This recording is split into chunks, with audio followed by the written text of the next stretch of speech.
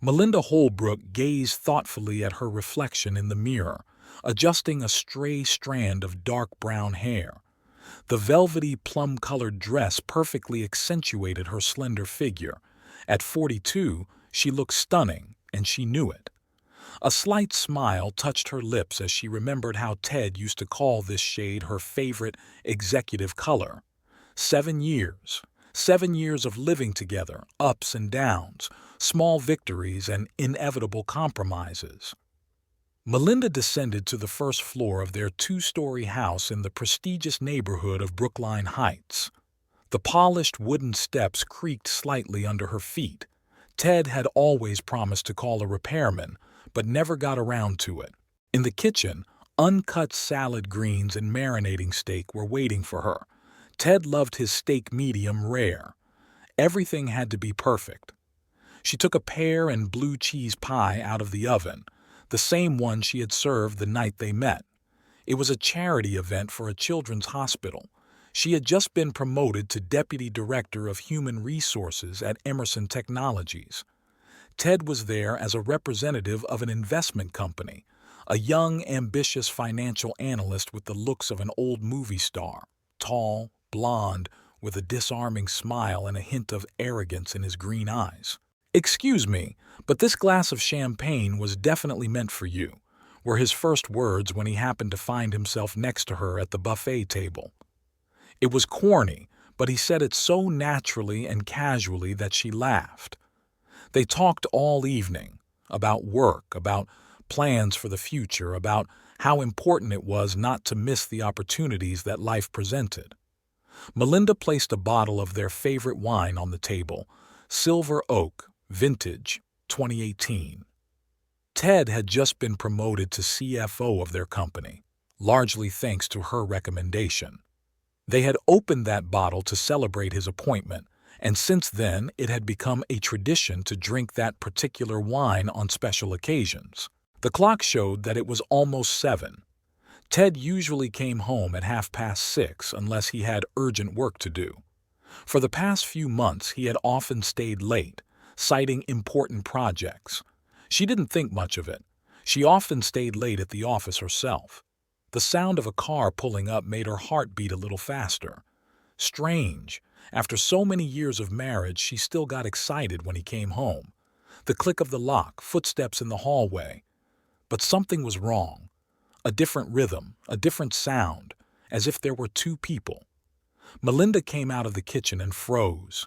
Standing next to Ted was a young woman, a tall blonde in an expensive pantsuit. A stray strand of hair had escaped from her careless bun and fallen onto her cheek. Too carefully careless, Melinda noted to herself. "Oh, you're home." Ted's voice sounded mundane, almost bored. "Meet Priscilla Ramsey. Priscilla, this is Melinda." The young woman smiled, a professional smile that didn't reach her eyes. Melinda automatically noticed her flawless makeup, the expensive watch on her wrist, and the light scent of Byredo. "Melinda, we need to talk," Ted said, taking off his jacket and tossing it casually over the back of a chair, a gesture that always annoyed her. "I'm filing for divorce. Priscilla is moving in with me. Actually, she already has, partially. It would be best if you packed your things and left today." Time seemed to stand still. Melinda stared at the picture in front of her. Her husband, this woman, their hallway with photos on the walls, and couldn't believe what was happening.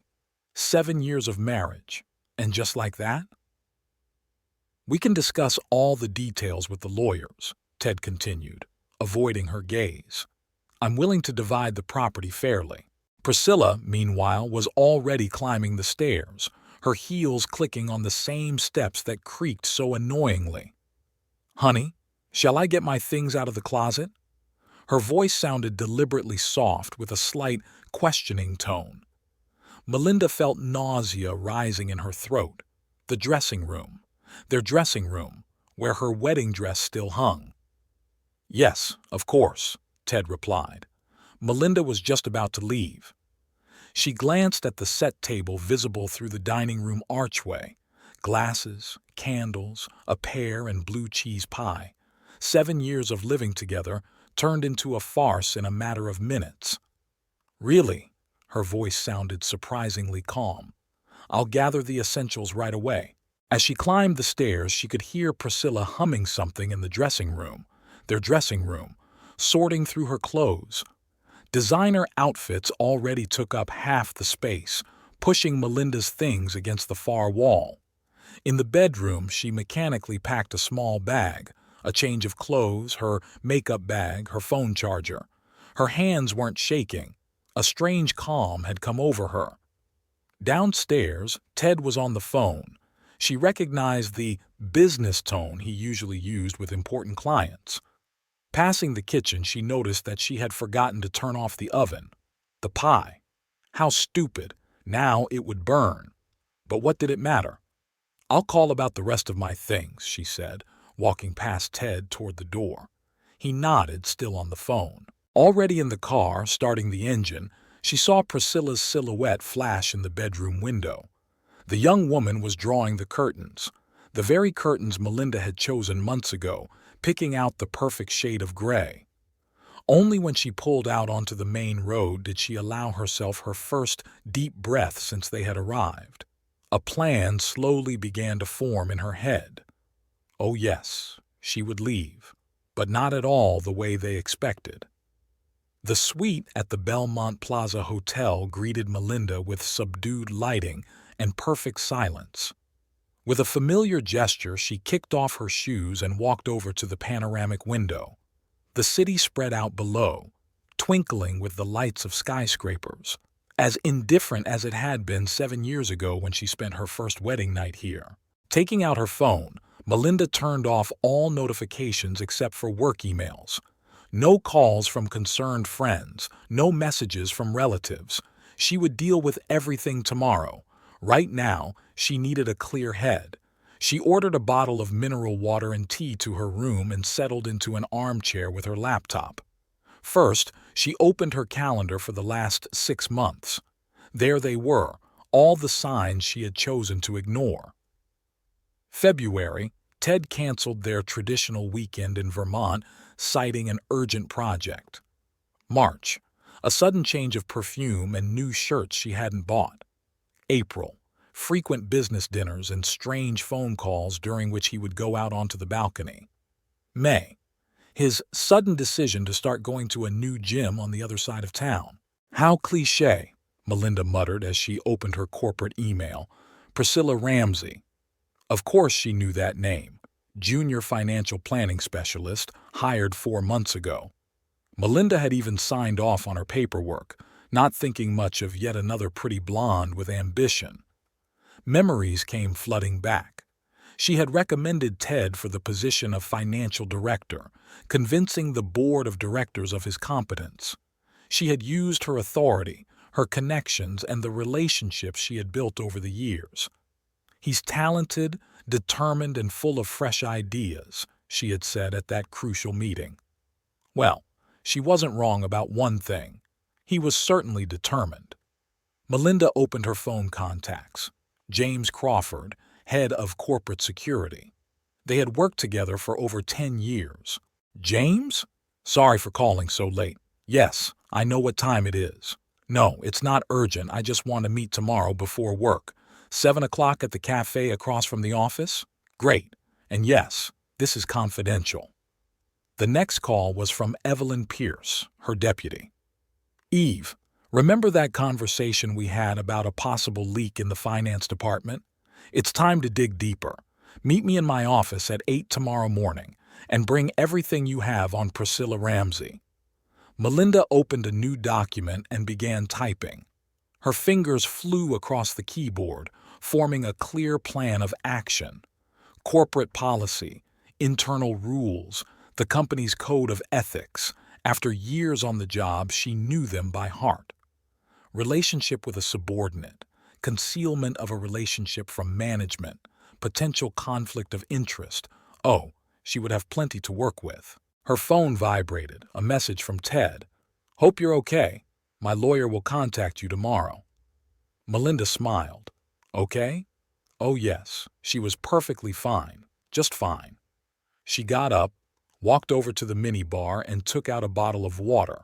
No alcohol. She needed a clear head right now. It was 3 in the morning, but sleep wouldn't come. She opened the corporate database and began methodically reviewing all the projects the finance department had worked on over the past 6 months. All the documents signed by Ted, all the decisions made with his involvement. By 5 in the morning, she had the full picture. The relationship with the young employee was just the tip of the iceberg. Strange financial decisions, questionable investments, suspicious agreements. In 7 years of marriage, she had learned to turn a blind eye to a lot, but now it was time to open her eyes wide. At 6, Melinda took a shower and put on a fresh set of clothes that she always kept in her office for emergencies. Her makeup was flawless. Her hair was pulled back into a strict bun, and she wore pearl earrings, a gift from her mother for her 30th birthday. Looking in the mirror, she saw not a neglected wife, but a professional ready for decisive action. As she descended into the hotel lobby, she caught the admiring gaze of the young concierge. 42 was the prime of life for a woman who knew her worth. Well, it was time to show everyone else what that worth was. "Good morning, James," she said, entering the cafe at exactly 7 o'clock. "I have a very interesting conversation with you about the finance department." Ted Holbrook parked his silver Lexus in his usual spot with a CFO sign on it. It was a surprisingly sunny morning, and he was in a good mood. Sure, last night wasn't the best, but he'd been planning this move for a while. Melinda was a smart woman. She would understand and accept it in a civilized manner. An unusual silence greeted him in the lobby. Usually, employees would greet him, smile, and try to exchange a few words. Today, however, people studiously averted their eyes, hurriedly moved aside, pretending to be engrossed in their phones or documents. "Good morning, Carol," he greeted his secretary. She replied with a barely audible hello and immediately buried her face in her monitor. Strange. Carol, who was usually talkative, always reported all the office news to him while he was away. Opening his email, Ted frowned. 3 important meetings for today had been canceled without explanation. His calendar was empty, an unthinkable luxury for the CFO of a large company. "Carol, what happened to the Aurora project meeting? Why was it canceled?" "Mr. Anderson said they had to rethink their priorities," his secretary replied without looking up. Ted wanted to ask for more details, but he was interrupted by an internal phone call. "Mr. Holbrook, you are wanted in the conference room on the 12th floor." "Right away," the CEO's secretary said in a dry, formal tone. Waiting for him in the conference room were CEO Robert Stevenson, head of the legal department Patrick O'Neill, and head of security James Crawford. Everyone's faces were impassive. "Have a seat, Mr. Holbrook," Stevenson said, pointing to a chair. It wasn't his usual Ted buddy, but a formal address. The first alarm bell rang. "We have received information about serious violations of corporate ethics on your part," O'Neill began, laying out documents in front of him, as well as a possible leak of confidential information to competitors. Ted felt a chill run down his spine. This must be some kind of mistake. "I don't think so," Crawford said, placing printouts of emails in front of him. "Here is the correspondence with representatives of Global Invest. Here are the documents for the deal with New Core Systems. All the dates, all the details. I think you'll recognize this material." Ted recognized it. Of course he did. He had sent those emails himself, confident that his personal email was secure. But how did they— "Melinda," he muttered. "Miss Holbrook provided us with some information." "Yes," Stevenson nodded.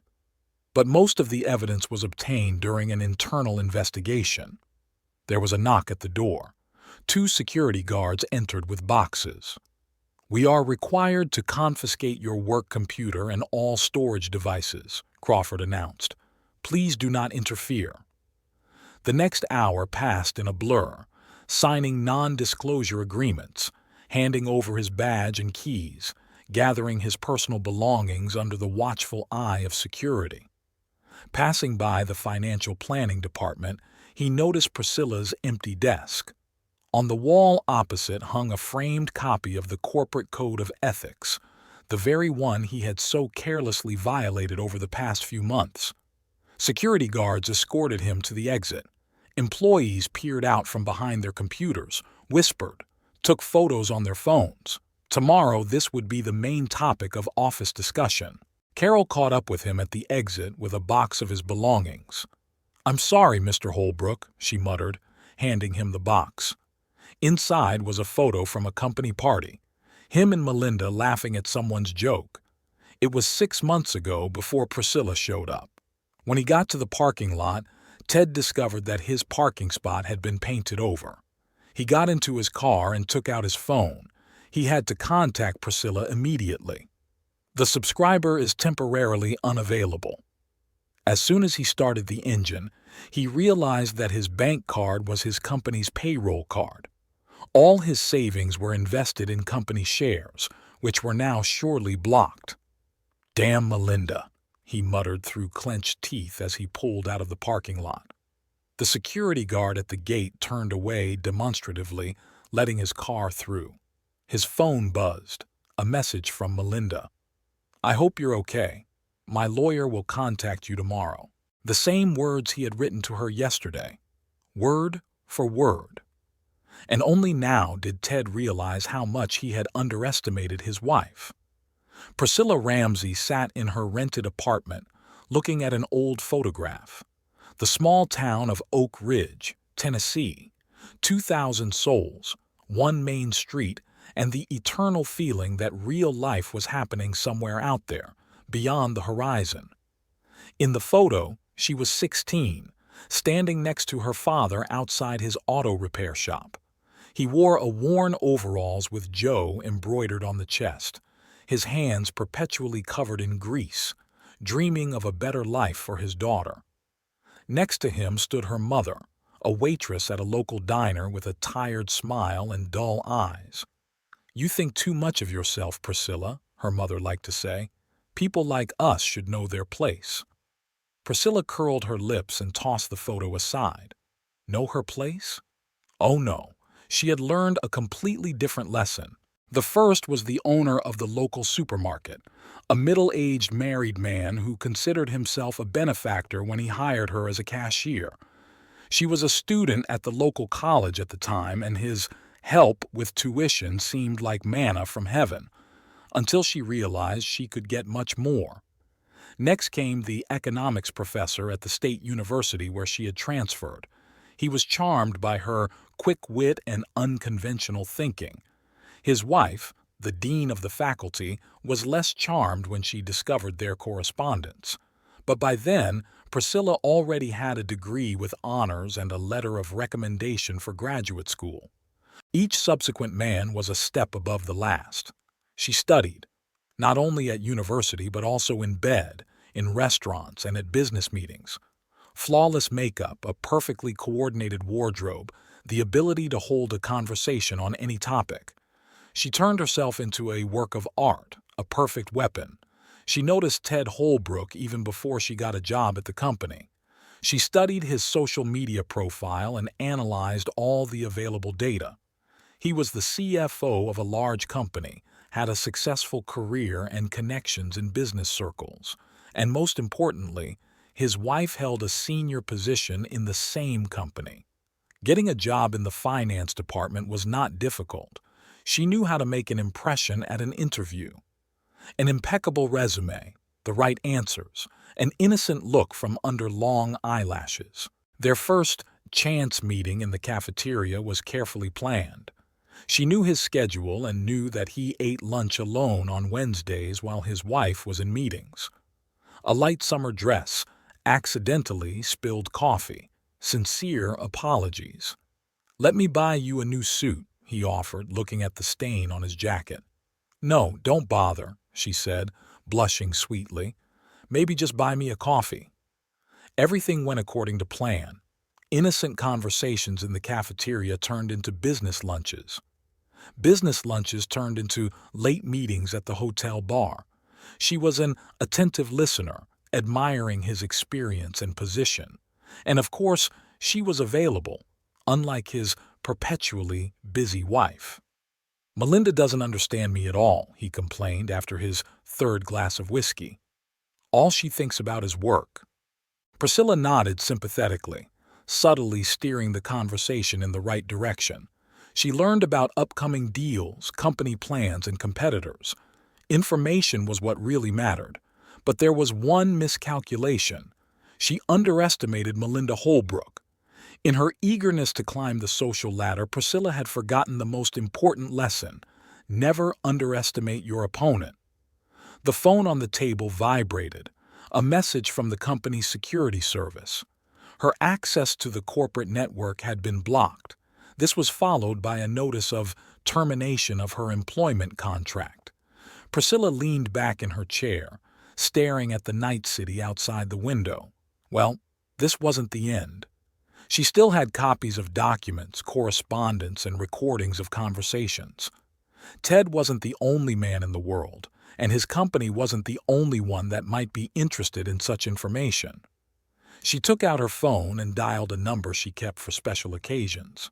"Mr. Chen, remember our conversation about a possible collaboration? I think now is the time to discuss it." The photo from Oak Ridge still lay on the table. Her parents would be horrified to see what their little girl had become, but they wanted her to escape poverty, didn't they? Well, she had. The home office that had once seemed cozy to Ted now felt oppressive. The contact list on his phone had turned into an endless string of polite refusals and non-existent job openings. "Sorry, old man, but now's not the best time." Jack Bryson, his college buddy and head of an investment fund, sounded genuinely concerned. "You understand the reputational risks." Ted understood. Over the past 3 days, he had heard enough euphemisms for the word "no" to write a dictionary. These are difficult times. We are in a restructuring phase. Let's revisit this conversation in 6 months. "What do you mean, no money?" Priscilla's voice interrupted his thoughts. She was standing in the doorway, clutching a glossy magazine. "I thought we were going to see that penthouse today." "Priscilla," Ted rubbed his temples wearily. "I explained. All our accounts are frozen until the situation with the company's shares is clarified." "I don't care about the shares. You must have other savings. You're the damn CFO." "I was," he smiled grimly, "and all my major assets were tied up in the company. Melinda, she knew where to hit." Priscilla threw the magazine on the table. "So we're stuck in this house, in this suburb?" Ted looked around. This house, spacious, designer renovated, worth a 7-figure sum. The house he and Melinda had chosen together. The house they would now have to sell, given the impending divorce. The phone rang again. It was Charles Whitman, his old mentor from business school. Finally, someone. "Ted, my boy." Whitman's voice sounded unusually formal. "I'm calling to warn you to stay away from the financial sector, at least for the next couple of years." "What? Why?" "Someone has been very methodical in spreading information about your, let's say, questionable decisions, documents, dates, evidence. Very professional work." Ted felt a chill run down his spine. "Melinda? Probably. She was always one of my most capable students. Remember how you two met at my lecture?" Of course he remembered. Melinda had sat in the front row, asking tough questions, and he, the guest speaker, had been captivated by her intelligence and beauty. "I'm sorry, Ted, but I have to go. And be careful with new projects. Right now, your name is a red flag for any serious investor." Priscilla, who had overheard the conversation, looked at him with poorly concealed disgust. "Amazing. Just amazing. I've gotten myself involved with a loser."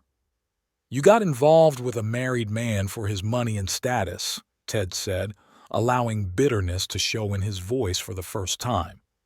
What do you call that? I call it common sense. You think I needed you?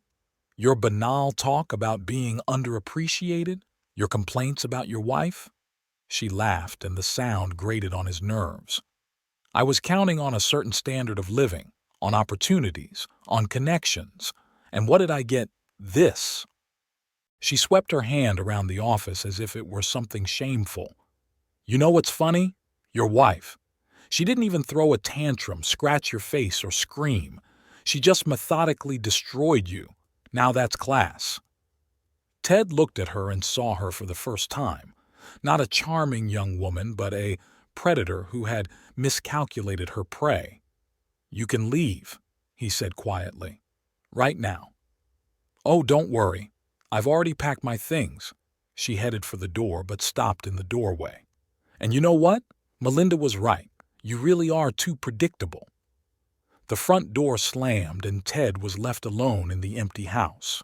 The phone vibrated on the table, a letter from Melinda's lawyer with the initial divorce papers. Under reason for dissolution of marriage, it simply stated, irreconcilable differences. He smiled bitterly. 7 years of marriage, a successful career, a reputation, all crumbled like a house of cards with one precise blow. And that blow was dealt by the woman he thought was too absorbed in her work to notice his infidelity. The doorbell made him jump. A courier stood at the door with documents. Mr. Holbrook, notice of commencement of property division proceedings. Please sign here. And suddenly Ted realized that the worst was yet to come. This was only the beginning. Melinda sat in her psychotherapist's office, a spacious, bright room overlooking the park. Dr. Sarah Blackwell, a woman in her 60s with a penetrating gaze, waited patiently for her to start talking. You know, the funny thing is, I always knew he was cheating on me. Melinda ran her finger along the leather armrest of the chair. Little things, signs. A new perfume from his secretary on my birthday. Strange business trips. Messages he deleted as soon as I walked into the room. And you said nothing? I was busy. Melinda smiled grimly. Work, my career, trying to get pregnant. Every month those damn tests. Every trip to the doctor was like a little death, another negative result. She fell silent, remembering. 3 years of endless procedures. Hormones that made her body betray her. Weight gain, mood swings, constant fatigue. And Ted, who was supportive at first. But then, his mother said then, maybe it's because you work too much? A woman should be a woman, not a robot. Melinda mimicked her mother-in-law's affected voice. Eleanor Holbrook, matriarch of the family. She never approved of my career. Tell me more about her. Imagine a woman who believes that a wife's place is 2 steps behind her husband. When Ted got a promotion thanks to my recommendation, she announced in front of everyone, a man should build his own career, as if I had humiliated him by helping him. Melinda stood up and walked over to the window. Below, a young mother was pushing a stroller, talking animatedly to her child. You know what's ironic? When I stopped obsessing over my pregnancy and threw myself into my work, everyone started judging me. Ted complained that I wasn't paying enough attention to him. His mother shook her head and talked about my priorities being wrong, and I was just trying to survive. What about the infidelity? When did you first notice it? 3 years ago, at the company Christmas party.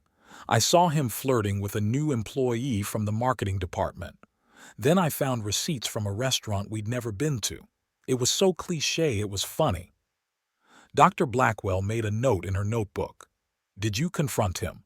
No, I compensated. I worked harder. I achieved more. Every time I found evidence of another affair, I closed my eyes and immersed myself in a new project. Absurd, isn't it? And Ted, how did he react to your success? Melinda returned to her chair. At first he was proud.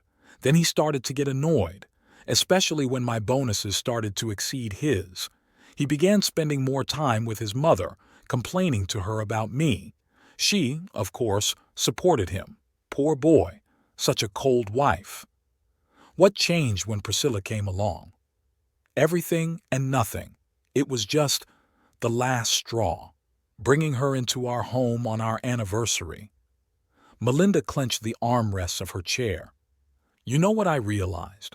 All these years I was afraid of losing him, and when I finally did, I felt relieved. Relieved? Yes. No more pretending. No more playing the perfect wife. No more justifying my success. No more putting up with my mother-in-law's condescending looks. No more turning a blind eye to his infidelities. Dr. Blackwell put down her notepad.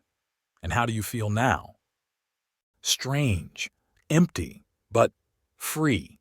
Melinda smiled for the first time during the session. You know what's funny? When he brought Priscilla home, I should have felt humiliated, crushed. But I thought, how predictable you are, Ted. A young mistress, a cliché scenario, even the timing. It's like a cheap soap opera. And now? Now?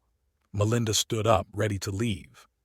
Now I can finally be myself, without worrying about his insecurities, his mother's opinion, society's expectations.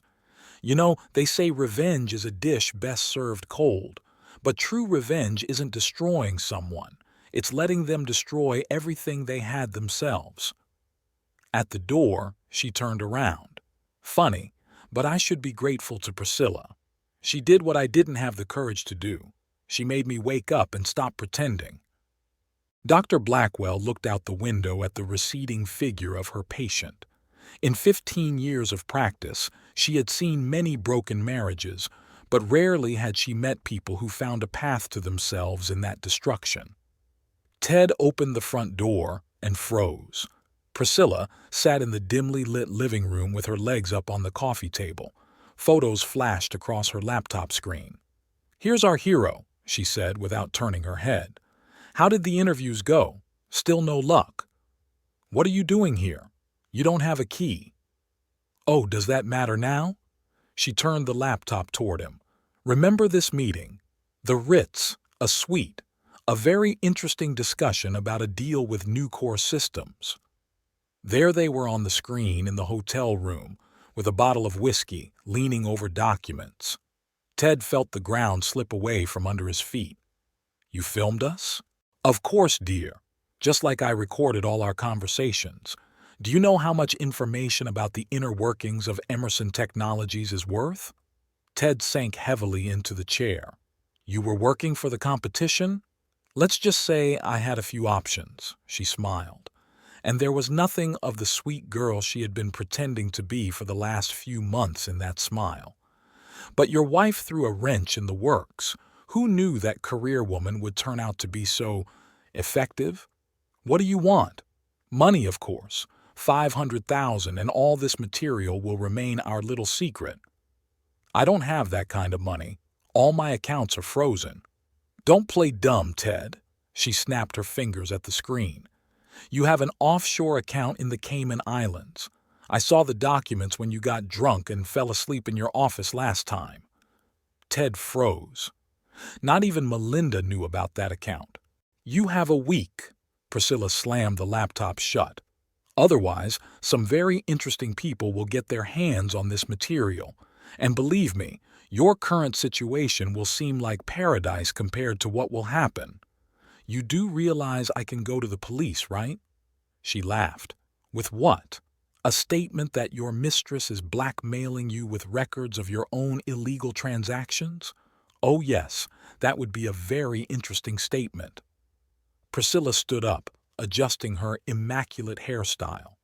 "By the way, do you remember Mr. Chen from Global Invest? He says hello. He says your last meeting was very productive." "You worked for Chen?" Ted felt nausea rising in his throat.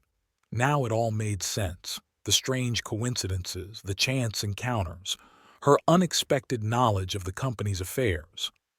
"I work for whoever pays me more," she said, heading for the exit. 1 week, Ted. The clock is ticking."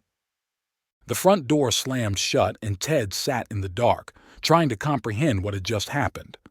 His phone vibrated, A message from an unknown number with an attached file. The photo showed him and Chen shaking hands in a hotel lobby, and the date in the corner matched the day that dubious deal had been signed. Another message followed. Your wife was right about corporate ethics, but she has no idea how deep this rabbit hole goes. Tick-tock, honey. Ted poured himself a whiskey, his third of the evening. One thought ran through his head. How did he manage to lose so spectacularly at his own game? And what else did this woman have up her sleeve? Somewhere in the city, Priscilla Ramsey was dialing Mr. Chen's number. Everything is going according to plan. He'll break. A dry laugh came over the line. Excellent, Miss Ramsey. Keep up the good work. And remember, we need all the materials for the avant-garde project. Priscilla smiled as she looked out at the city at night. Oh, you'll get them. After all, men always underestimate women. Right, Ted? The Equinox, an elite fitness club, was bustling with its usual activity. Treadmills hummed, trainers shouted commands, and in the women's locker room, passions were running high. I always said Ted Holbrook was a rare bastard, Victoria Grant, the wife of a major developer, said as she adjusted her immaculate ponytail in front of the mirror. Remember that charity event? He was flirting with everyone while Melinda was negotiating with investors. But bringing his mistress home on their anniversary. Ashley Parker, a fashionable interior designer, shook her head. That's beyond the pale. And Melinda, did you see her at the board meeting yesterday? Caroline Bishop lowered her voice. Flawless suit, perfect presentation, as if nothing had happened. I heard she destroyed his career with one phone call. Not a phone call, but a clever strategy, Victoria corrected. James said that his name is now taboo in financial circles. No one wants to deal with someone who leaked information to competitors. On the other side of town, at the Churchill Cigar Club, the conversation took a different turn. A woman with power is a scary thing. Robert Kingsley, an old friend of the Holbrooks, shook his head. Using her position against her own husband. What else could he do? Marcus Welsh objected. Melinda turned their marriage into a corporate project. Endless meetings, business trips. But a young secretary, that's so cliché. She's not a secretary, she's a financial analyst. What's the difference? The result is the same. Ted screwed everything up. Gossip spread like wildfire through the Emerson Technologies office. Have you seen his office? They're already redecorating it for the new management, people whispered in the cafeteria. And Miss Holbrook?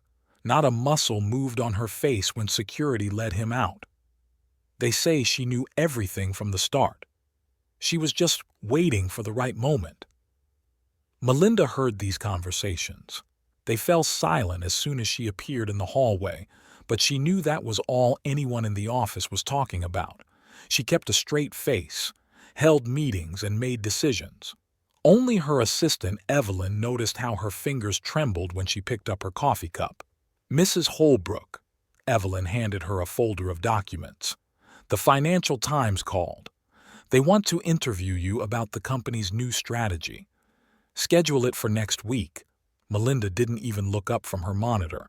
And Evie, thank you for everything.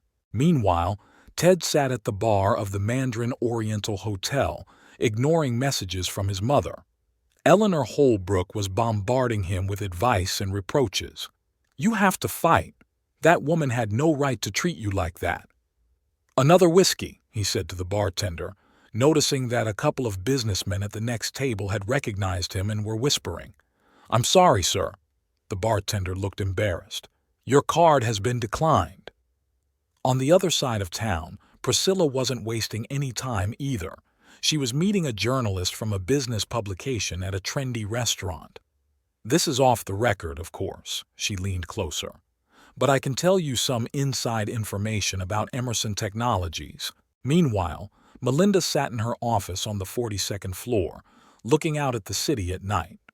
On her desk lay the latest issue of Business Week with her photo and the headline, Woman of the Year, How Melinda Holbrook is Transforming Corporate Culture. Funny, she muttered, looking at her reflection in the window. I've spent my whole life trying to be the perfect wife, and now I'm famous for being a ruthless boss. The phone on her desk rang. A message from Victoria.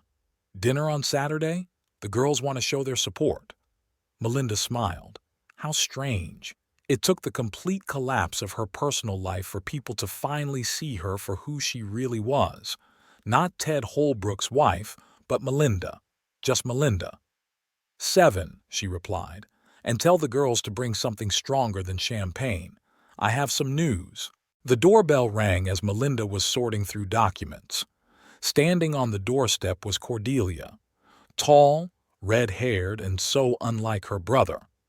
Hi, sweetie. Cordelia stepped forward and hugged Melinda tightly. I brought wine and I'm ready to hear your side of this mess. Melinda smiled involuntarily. Cordelia had always been like that. Straightforward, honest, the complete opposite of the prim Eleanor Holbrook and her perfect son. Come in. Melinda led her guest into the kitchen. Don't tell me you flew all the way from Seattle just for this. That's exactly why. Cordelia took a bottle of red wine out of her bag. My idiot brother managed to ruin the best thing he had in his life. I had to fly out. They settled down in the living room. Cordelia looked around the familiar surroundings, noting the changes. Ted's photos were gone. New paintings had appeared. You know, she began, taking a sip of wine, I always knew Ted would do this. Not because he's a bad person, but because he's weak. Weak? Melinda raised an eyebrow in surprise. Have you ever wondered why he's so dependent on his mother's opinion? Why does he constantly need reassurance that he's important? Melinda shook her head.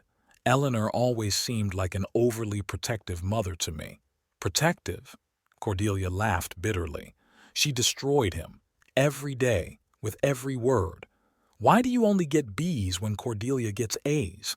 Why can't you be as successful as the Robertson son? A real man should be a leader, and you... It was constant, you know? Melinda was silent, remembering all the times Ted had reacted painfully to her successes. And then you came along, Cordelia continued.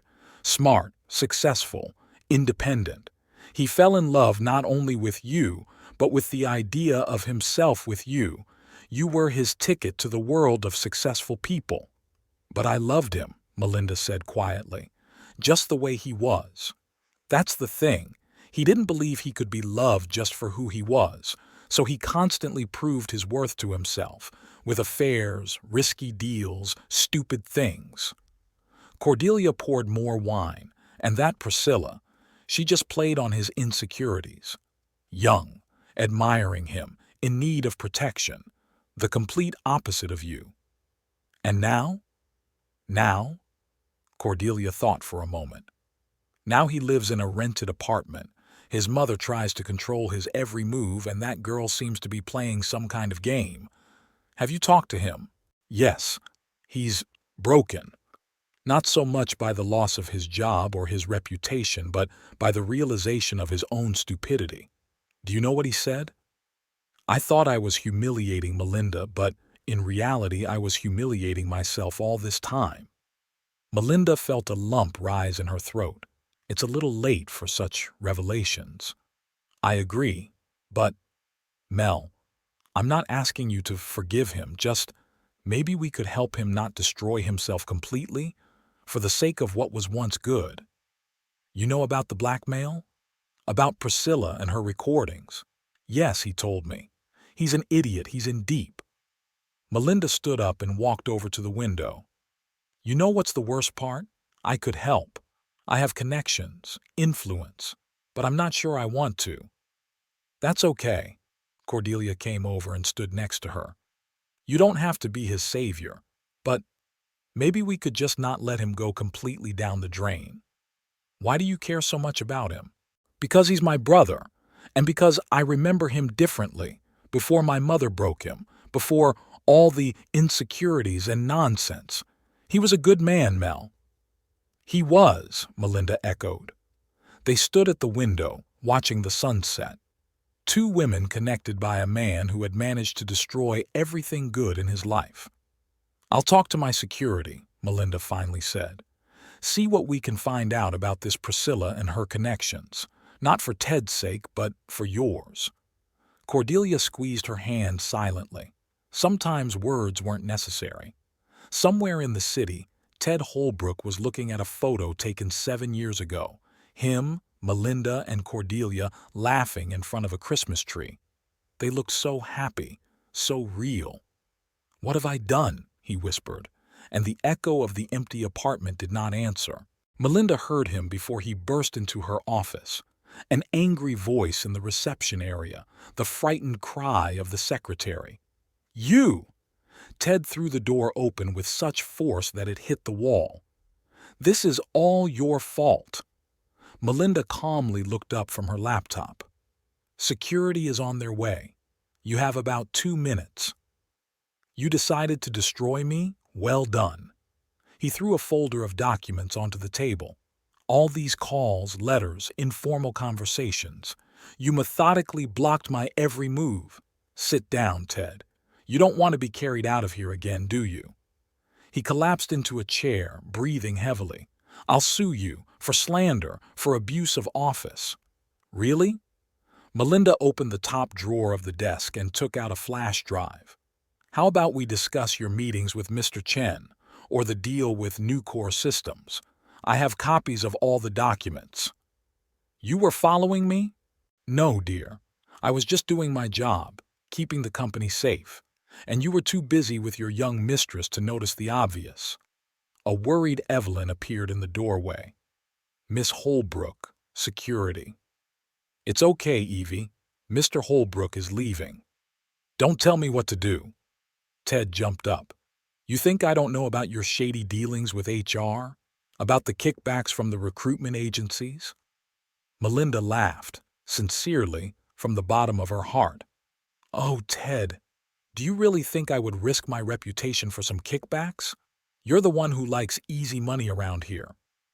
How could you—" "Like this," she said, standing up and leaning her hands on the table. "You know what your problem is? You've always thought I was weak. You thought I turned a blind eye to your betrayals because I was helpless, that I tolerated your shady deals because I was afraid of being alone." Heavy footsteps could be heard in the hallway, and I just waited, gathered information, prepared, because I knew that sooner or later you would make a mistake, one big enough to bury yourself. You planned all this?" "No, dear. You planned it all. I just didn't interfere with you digging your own grave." Guards appeared in the doorway. Behind them loomed the pale face of Priscilla. She had clearly come to enjoy the show, but the performance was not going according to her script. "Take him away," Melinda said calmly. "And Miss Ramsey, too. She is no longer allowed in the building." "This isn't over," Ted shouted as he was led to the elevator. "It is over, Ted. You just don't realize it yet." Priscilla tried to say something, but the security guard was adamant. Left alone, Melinda walked over to the window. Below, Ted and Priscilla were being led across the parking lot, two broken people whose plans had come crashing down like a house of cards. The phone on the table rang. It was Cordelia. "Is everything okay?" Ted's sister sounded concerned. "Yes, just the final scene. Did he come?" "Yeah, with all the drama he could muster." "Forgive him, Mel. He just—" "No, Cordy. No more excuses. Let him learn to live with the consequences of his decisions." There was silence on the line. "You know," Cordelia finally said, "you're right. Maybe this is exactly what he needs, to finally grow up." "Maybe," Melinda watched as Ted's car pulled out of the parking lot. "Or maybe I just don't care anymore." And that was the truth. Somewhere between his betrayal and today's angry outburst, she had truly stopped feeling anything for this man. All that remained was exhaustion and a strange sense of relief. "Evi," she called to her secretary, "please bring me some coffee and cancel all my appointments for today. I need to work on a new development strategy." Life went on, and for the first time in a long time, she felt truly free. Le Bernardin was almost empty at this late hour. Melinda deliberately chose a table in the far corner from where she could see the entire dining room. She knew Priscilla would come. Her offer was too tempting. "Sorry I'm late." Priscilla slid into the chair opposite her. In a black Chanel suit, she looked older than her 27 years. "Traffic. A glass of wine." Melinda called the sommelier over. "I prefer a clear head." "Wise choice." Melinda sipped her glass. "So, let's talk about what you really do, Miss Ramsey. Or should I call you Miss Chen?" Priscilla flinched but quickly regained her composure. "I don't know what you're talking about. About your real employer, about the scheme to poach key employees, about how easily some men lose their heads over a young, pretty girl." Melinda took out her tablet. "James Wilson from the development department, Peter Hendricks from the legal department, and, of course, my husband, or rather soon-to-be ex-husband." "You're bluffing." "Really?" Melinda opened a file with photos. "You're with Mr. Chen in Hong Kong 2 years ago. You're in the Global Invest office under a different name. A very interesting career for a girl from Oak Ridge, Tennessee." Priscilla leaned back in her chair. "What do you want?" "Cooperation. You're smart, ambitious, and you do your job well. It would be a shame to waste such talent on dirty corporate games." "Are you offering me a job?" "I'm offering you a future. A real future, not a role as a corporate seductress." "And if I refuse?" Melinda shrugged. "Then in an hour, all the files on your activities will be in the hands of the feds. I'm sure they'll be interested in your industrial espionage scheme." "You're not really the person Ted described." Priscilla smiled sincerely for the first time. "And you're not as stupid as you're trying to be. How much does Chen pay you?" "Enough. I'll offer you more. And a legal job in the international department. Your knowledge of Chinese and your connections will be very useful." "Why do you trust me?" "I don't trust you, but I believe in your common sense. And I believe that a smart woman will always choose a secure future over a dubious present." Priscilla thoughtfully twirled her glass of water. "What about Ted? His blackmail?" "Forget about him. He destroyed himself when he decided to play both sides." "You planned all this? From the beginning?" Melinda smiled. "No. I just turned out to be smarter than you all thought. So, what's your answer?" Priscilla took a flash drive out of her purse. "Here's all the material on Ted and the others, and information about Global Invest plans for the next quarter." "Excellent start," Melinda said, putting the flash drive away. "Tomorrow at 9 in my office. We'll discuss the details of your new contract." When Priscilla left, Melinda called her assistant.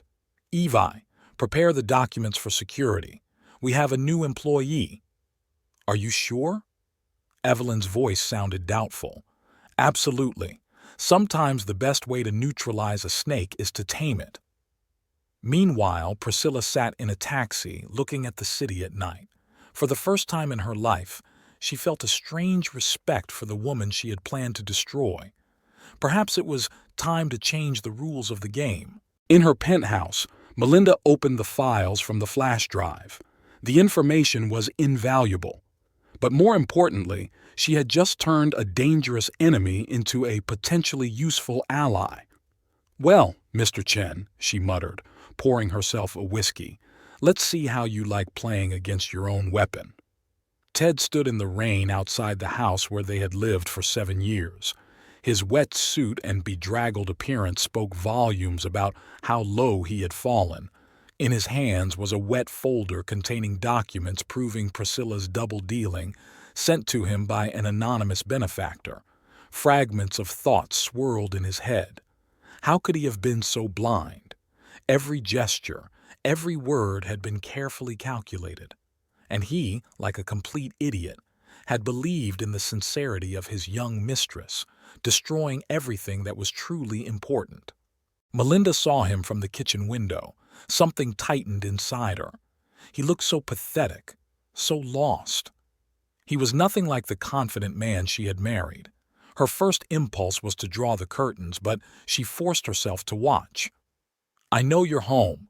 His voice, amplified by the intercom, sounded cracked. "Please, Mel, 5 minutes." She hesitated. In recent weeks, her life had finally taken on new meaning, a new direction. Why go back to the past? But something, perhaps 7 years of shared life, made her press the button. "Come up." Ted stood in the hallway, dripping wet. She had never seen him like this before, broken, without a trace of his usual self-confidence. "I know everything," he said, holding out a folder. "About Priscilla, about Chen, about the whole scheme. I was such an idiot, Mel." "Yes, you were," she said, taking the folder without even looking at its contents. She didn't need those documents. She knew much more. "I ruined everything, didn't I?" His voice trembled. "Not just our marriage. Everything. My career, my reputation, us." Melinda looked at him and for the first time ever saw the real Ted, without the mask of a successful financier, without the false confidence. Just a man who realized the magnitude of his mistakes. "You know," she walked into the kitchen and turned on the kettle, "I loved you. Really.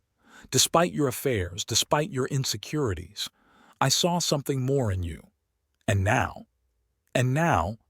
I don't know, Ted. You didn't just destroy our marriage. You destroyed my image of us, of who we were to each other." He slumped into a chair, hunched over. "I can fix everything. Start over. Be better." "For whom?"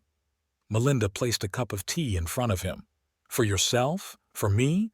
Or because your life is in ruins?" There was no anger in her voice, only exhaustion and something like pity. It was worse than any reproach. "I love you, Mel. I always have." "No, Ted. You loved the idea of me.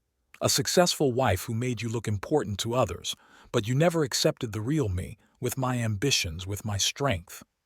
She looked out the window at the city at night. Conflicting emotions raged inside her. Part of her wanted to forgive, to give him a second chance. But another part, stronger, knew that some bridges cannot be rebuilt. "What should I do?" His voice sounded desperate. "Tell me, and I'll do anything." "Nothing, Ted. Just let me go. Let me go. Let go of our past. Start your life over, but not for me, for yourself." He stood up, staggering. "I can't live without you. You can, and you must, because I'm not the woman you knew anymore, and I never will be." Ted looked at her. So beautiful, so strong, so unattainable. He realized for the first time that he had truly lost her, not the day he brought Priscilla home, but long before, when he began to take her love for granted. "I'm sorry," he whispered as he headed for the door. "For everything." Melinda didn't answer. She listened to his footsteps on the stairs, the sound of the front door closing. Inside, there was emptiness, but not painful, more like a cleansing emptiness. It was as if the last thread connecting her to the past had finally been severed. Her phone vibrated. A message from Cordelia. "How are you?" "I'm free," Melinda replied. And for the first time, the word didn't sound bitter. Ted wandered through the night city, realizing that some mistakes cannot be corrected. Some doors close forever. And sometimes the only thing left is to live with the consequences of your decisions and learn to be better. Not for someone else, but for yourself. The rain was still pouring down, washing away the last remnants of his former life. Ted sat in the psychotherapist's office, not at all like Melinda's. A small room in Brooklyn, a worn leather armchair, the smell of coffee and old books. "Tell me about your mother." Dr. Finch, an elderly man with attentive eyes, made notes in his notebook. "I've spent my whole life trying to live up to her." Ted stared out the window. To be successful enough, good enough, but it was never enough. "And Melinda? What was she like to you?" "Perfect. Too perfect. I guess I hated her for that. For how easy everything came to her, how she always knew what she wanted." Across town, Melinda was reviewing reports. On the table was a letter from Ted's lawyer. He was renouncing his claim to their joint property. For the first time in all their years of marriage, he was doing something without asking for anything in return. Miss Holbrook, Evelyn peeked into the office. The documents from the charitable foundation have arrived. Mr. Holbrook transferred most of his assets there.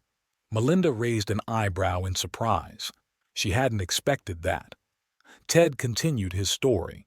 You know what the worst part is? I realized that I never truly loved anyone. Not Melinda, not myself. It was all a role, a successful husband, a financial director, a model son. And now? Now I'm learning to be real. It's painful, but it's right. He was really changing. He got a job as a consultant at a small company, without a fancy title or a huge salary. He started attending support groups for people with codependency. For the first time in his life, he was living alone, without his mother's care. Melinda learned about these changes from Cordelia. She didn't ask, but she listened. Sometimes she caught herself feeling strange, a mixture of pride and sadness. It was as if she were watching a child she once loved grow up. He's really changing, Cordelia said one evening over dinner. He set boundaries with his mother for the first time in his life. Can you imagine? Melinda nodded, stirring her coffee. It's just a shame it took destroying everything to get there. Sometimes you have to hit rock bottom to bounce back.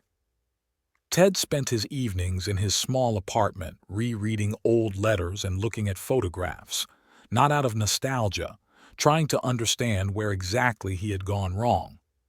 I was a coward, he said once in a session. I was afraid of being imperfect, afraid of losing, afraid of looking weak, and in the end, I lost everything real that I had. Dr. Finch nodded. And what are you afraid of now? Nothing. Ted smiled sincerely for the first time. I have nothing left to lose. It's liberating. Melinda received a short letter from him. No apologies or requests, just a few lines of gratitude for being in his life. She read it and put it aside. She didn't reply. Some chapters are better left unspoken. You know, Ted said at his last session, I finally understand what it means to love. It's when you let go, even if it hurts. When you want someone to be happy, even if it's not with you. And Melinda lived. She made new plans, met friends, learned to be happy without looking back at other people's expectations. Sometimes, driving past their old house, she thought about how strange life was. Sometimes you have to lose everything to find yourself. They never saw each other again. The city was big and their paths had diverged for good. But they both knew it was for the best, because sometimes the best thing you can do for love is to let it go. And in that, they shared a common insight. The Emerson Technologies conference room had never seen such a strange meeting. Melinda sat at the head of the table, calm and collected. Ted nervously tapped his fingers on the armrest of his chair. Priscilla, in her perfect Chanel suit, radiated ostentatious confidence. So, Priscilla placed a folder on the table. I have something interesting on both of you. Ted, your shenanigans with new core systems. Melinda, your informal agreements with members of the board of directors. And what do you want? Melinda asked in a tone that sounded like she was asking about the weather forecast. 2 million from each of you, and I'll disappear. Ted turned pale. I don't have that kind of money. Oh, you do. Your account in the Cayman Islands, and don't look so surprised, I know all about it. Melinda silently pressed a button on her phone. Evi, invite the guests. The doors opened. FBI agents entered the room, followed by Mr. Chen himself, accompanied by 2 detectives. What is this? Priscilla lost her composure for the first time. This, dear, Melinda smiled, is called a multi-move. Thank you for gathering us all in one place. Chen jerked toward the exit, but the way was already blocked. You see, Melinda continued, when you came to me with your proposal, I already knew about your connection to Chen and about the whole industrial espionage scheme. You used me? No, dear. You used yourself. I just gave you enough rope to hang yourself." The agents began reading his rights. Chen shouted something in Chinese. Priscilla sat frozen in her chair. "What about me?" Ted asked quietly. "Am I part of your plan too?" Melinda looked at him, really looked at him for the first time in a long time. "No. You just happened to be in the wrong place at the wrong time, but your testimony will help the case." "You can't!" Priscilla jumped up. "I have evidence against both of you." "Really?" Melinda opened her laptop. "Check your phone, all your cloud storage. I wonder where all the files went." Priscilla frantically grabbed her phone, but the screen only showed an access error. "Our security is very effective," Melinda stood up, "especially when it works with the feds." "You don't understand," Priscilla was shouting. "This is bigger than you think. There's a whole network." "I know. That's why the same arrests are happening at 5 other companies right now." "Game over, honey." Ted watched what was happening with a kind of detached admiration. Here was the woman he had lost. Strong, smart, always one step ahead. When Priscilla and Chen were led away, they were left alone. "Thank you," he said. "For what?" "For the lesson. For showing me what real strength is." Melinda gathered her papers. "The agents will want your statement. Don't let me down again." "I won't. I don't want to let anyone down anymore." She nodded and headed for the door. She paused at the door. "You know what's funny? All this time, they thought they were playing us, but we just outgrew their games." Ted watched her leave, her back straight, her gait confident. The woman who had turned someone else's attempt to destroy her into her own victory. And Melinda walked down the hallway, feeling strangely light. The last tie to her past had been severed. The last drop had overflowed the cup. And now she could start a truly new chapter, without looking back, without regrets, without fear.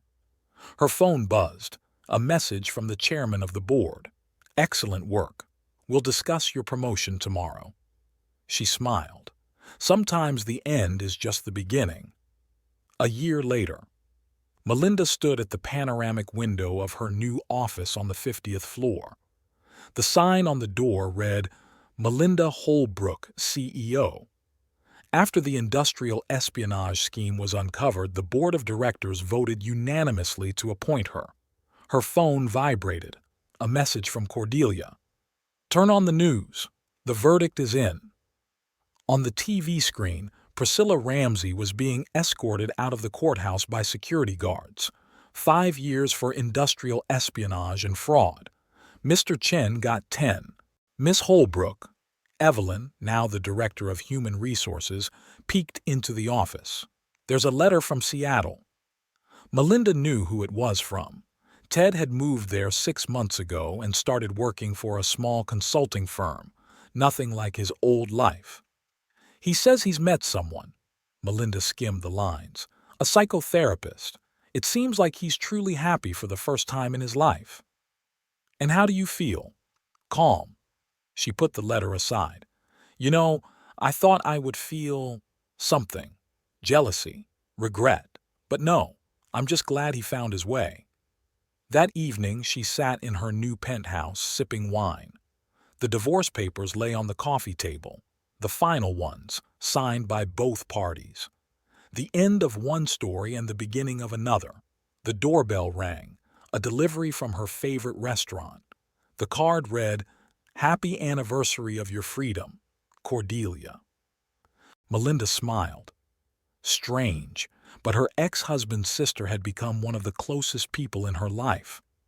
A news story flashed about the merger of Emerson Technologies with a European giant, her first major deal as CEO. The stock jumped 30%. The phone rang again. It was Ted's mother, Eleanor. "You ruined my son's life," she said in her familiar accusatory tone. "No, Eleanor. He built his new life himself, and it seems he's finally happy." "Without you?" Without both of us, Melinda gently pressed end call. On the balcony, looking at the lights of the city at night, she thought about the vicissitudes of fate. A year ago, she thought her life was falling apart, but it turned out it was just beginning. The bedroom door was ajar, and there, on the bedside table, was a photograph from their wedding. It wasn't out of nostalgia, but as a reminder of the path she had traveled, of how important it is sometimes to let go of the past in order to find the future. The phone rang again, an unfamiliar number flashing on the screen. Melinda? This is James Crawford from security. We have new information about an international industrial espionage network. It looks like Chen was just the tip of the iceberg. She smiled. Send me the materials. Tomorrow at 9 in my office. A new chapter. New challenges. A new her. Strong, free, ready for whatever fate had in store. Thank you, Ted, she whispered into the night, for teaching me to be myself. Somewhere in Seattle, Ted looked at Melinda's photo in a business magazine. Woman of the Year, read the headline. He smiled and closed the magazine. Some stories are best ended this way. Everyone finds their own path to happiness. And in a federal prison cell, Priscilla wrote her memoirs. How I Lost the Game I Started was the title she wanted to give her book. The lesson had been learned. Sometimes losing teaches you more than winning. The circle was complete. Everyone got what they deserved, and everyone found their way to a new beginning.